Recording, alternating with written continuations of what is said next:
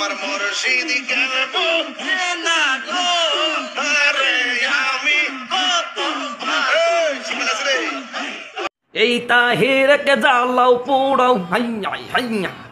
বর্তমান আমার তাহির ভাই কি দলিল খুঁজতেছে যে নবুয়ত পাওয়ার আগে মোহাম্মদ সাল্লাল্লাহু আলাইহি সাল্লাম কে ছিলেন, এই মর্মে তর্ক বিতর্ক এগুলো নিয়ে তিনি দেখলাম লাইভও করেছে।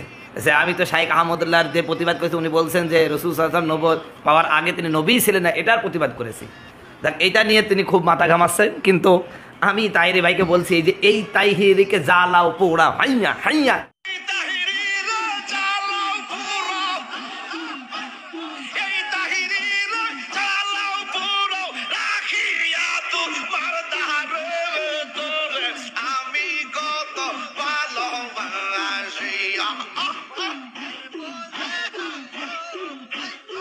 এই যে জিকির করেন, এই জিকির কোনো সাহাবায়ে কেরাম থেকে কি প্রমাণ আছে?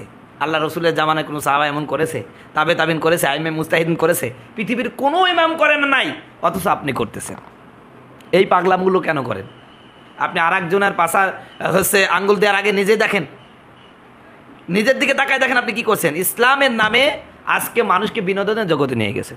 আজকে আপনার এমন জিকির করেন, আপনার জিকির হিন্দুদের গানে চলে।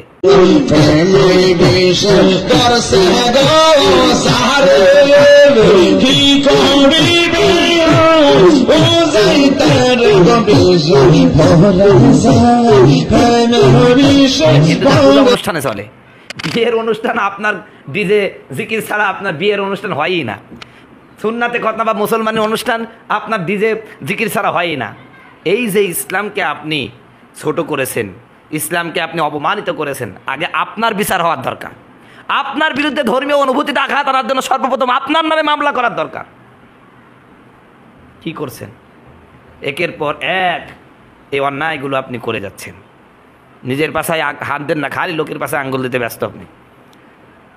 আগে চা খাবো ঢেলে দিব, বুঝলে বুঝপাতা না হলে তেজপাতা, এই সমস্ত ডায়লগ আর খাচ্ছে না। এখন লাগতেছেন ওলামায়ে কেরামের বিরুদ্ধে বিভিন্ন বিষদগার, বিভিন্ন কথাবার্তা। শাইখ আহমদুল্লাহর যে বিষয়টা আমি দেখলাম মূল ভিডিওতে, তাকে প্রশ্ন করা হয়েছিল আল্লাহ রসুল নবুয়ত পাওয়ার আগে কি ছিলেন। এই ব্যাপারে অনেকগুলো মত আছে।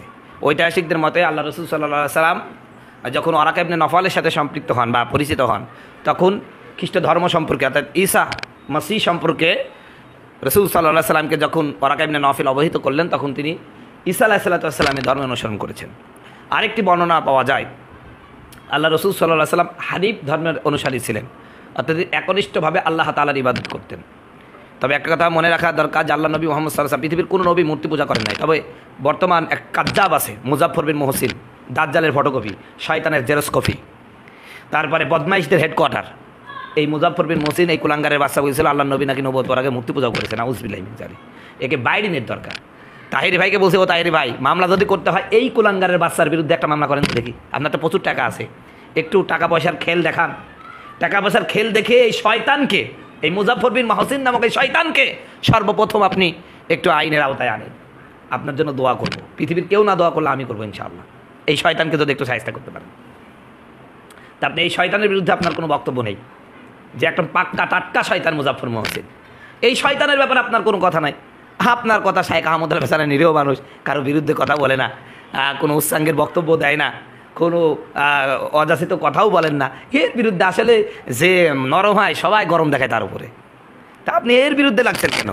আপনি মুজাফফর বিন মুহসিন নামক শয়তানের বিরুদ্ধে লাগেন, লামাজাবি শয়তানদের বিরুদ্ধে লাগেন।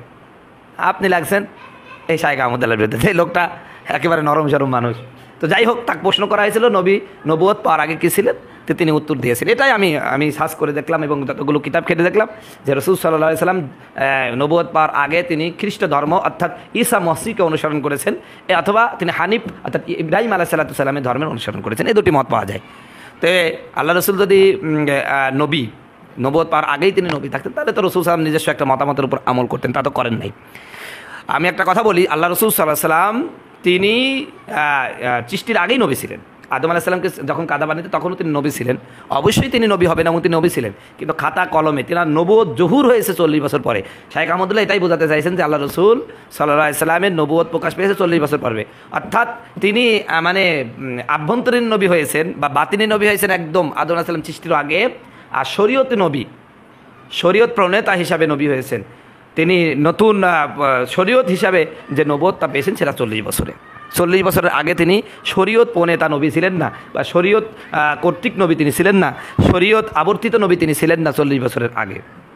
এটাই এই গাঞ্জাম শেষ, কারণ দুই পক্ষের দলিল আছে। আমার তাহেরি ভাই খেপছেন ওই যে রাসূল সাল্লাল্লাহু আলাইহি ওয়াসাল্লামের হাদিস তিরমিজি শরীফে যেটা আছে যে আদম আলাইহিস সালাম যখন পানিতে এবং কাদাতে, তখন আমার নবী মুহাম্মদ সাল্লাল্লাহু আলাইহি ওয়াসাল্লাম নবী।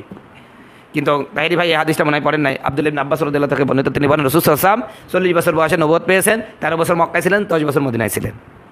আপনি যদি শাইখ আহমদুল্লাহর বিরুদ্ধে মামলা করতে চান তাহলে এই মামলাটা আগে করেন, আব্বাস রাদিয়াল্লাহু তাআলা আনহুর বিরুদ্ধে মামলা করেন। উনিও তো বললেন 40 বছর পরে আবার নবী হয়েছেন, তাহলে আপনি কি আব্বাস রাদিয়াল্লাহু তাআলা আনহুর বিরুদ্ধে মামলা করবেন? নিশ্চয় করবেন না। অতএব আপনি একজন ওয়াইএস, বিনোদন জগতের বিনোদন বন্ধু, আমাদের মানে হালাল দেন, বিনোদন দেন।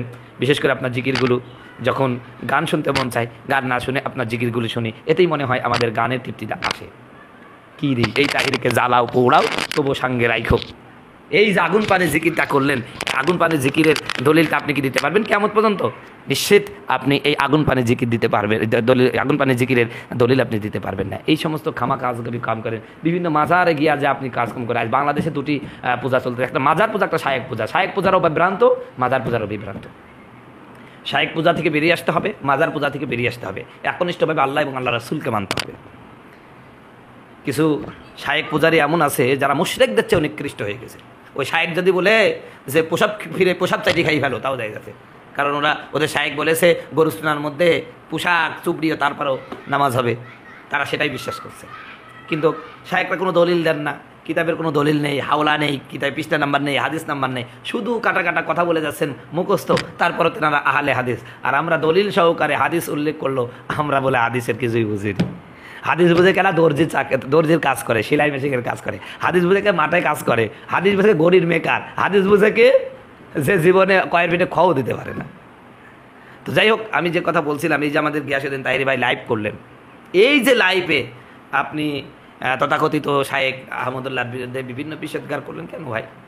এটা তো আপনারাও ঠিক আছেন। এখানে আমরা আর একটা বিষয় লক্ষ্য করলাম, দেখলাম শায়েক আহমদুল্লাহ এবং গিয়াসউদ্দিন তাহেরির এই দুইজনের ভক্তের মধ্যে ফেসবুকে যে ঝগড়া চলছে রে ভাই, এ মনে হচ্ছে চতুর্থ বিশ্বযুদ্ধ কায়েম হয়ে গেছে, চতুর্থ বিশ্বযুদ্ধ চলছে। তাহিরকে মুসলমানই মনে করে না, কেউ তো বলছে। আরে ভাই, তাহিরের ভুল টুতে, এবার তাকে মুসলমানই মনে করছে না। আবার তাহিরের গ্রুপের লোক ওরা আবার বলছে শায়েক আহমদুল্লাহ ইমান হারা হয়ে গেছে, নবীর শানের সাথে বিয়াদবি করার কারণে ইমান হারা হয়ে গেছে। আপনি নবীর শানের কথা বলছেন, আপনি আপনার জিকিরগুলোর দলিল দেন আগে। আপনি নবীর শানে বিয়াদবি করছেন, এই সমস্ত আজগবি জিকির।